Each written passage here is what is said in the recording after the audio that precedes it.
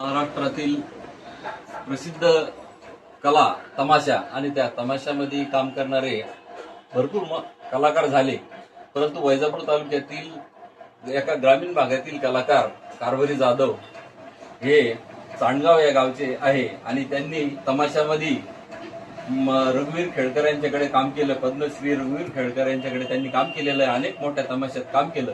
योगायोगाने ते आज माऊली तबला सेंटर या ठिकाणी वैजापूरला आले व त्यांची अगदी छोटीशी मुलाखत आणि थोडंसं कला म्हणून या ठिकाणी आम्ही 2 मिनिटं त्यांच्याशी संवाद साधत आहे. तर तुमचं नाव काय? माझं नाव कारभारी रामजी जाधव. बर. आणि माझं गाव चांडगाव.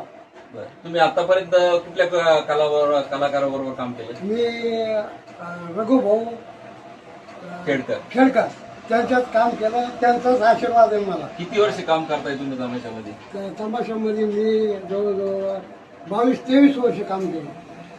रघुभाऊंचं तुम्हाला या कार्यक्रमामध्ये कलाकार असताना सहकार्य कसं लावलं? तर सहकार्य म्हणजे भाऊचा आमचा भरपूर प्रेम होता. म्हणजे ते मला कारभारी पाटीलच म्हणायचं. मी जर ढोलकीचा तोडा वाजायला लागलो का कारभारी पाटील त्यांचा मला लय आशीर्वाद आहे. आणि मंगलाबाई बनसोडे यांच्यामध्ये काम केलं मी. आणि चंद्रकांत ढोलपुरेकर त्यांच्यात 22 वर्ष होते बरं का.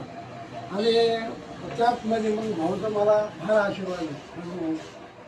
आम्हालाही वैजापूर तालुक्याला नव्हे, या संपूर्ण छत्रपती संभाजीनगर जिल्ह्याला तुमचा अभिमान आहे.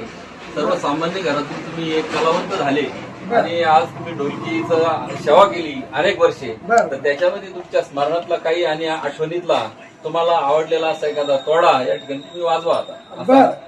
कोणता वाजवणार आहे तुम्ही आता? आपण आता सुरेखा पुणेकरांचा तोडा करू सुरुवात. हो.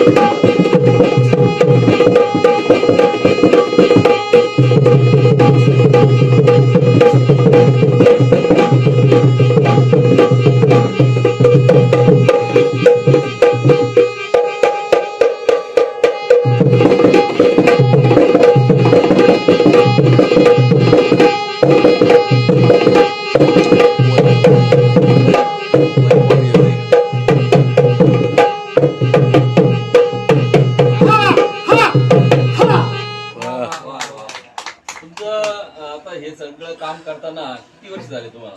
मला जवळजवळ 40 वर्ष झाली काम करायला. आता वय किती तुमचं? माझं 72 वय. वा वा. मग आता 72 वर्ष तुमचं वय झालं. तर तुम्हाला सरकारकडून काही अपेक्षा? मला सरकारकडून म्हणजे सरकारी मानधन आपल्याला मिळालं पाहिजे, आपला पुरस्कार बर. केसाबाई भाऊमान नारायणगावकर यांचा पुरस्कार मिळाला पाहिजे.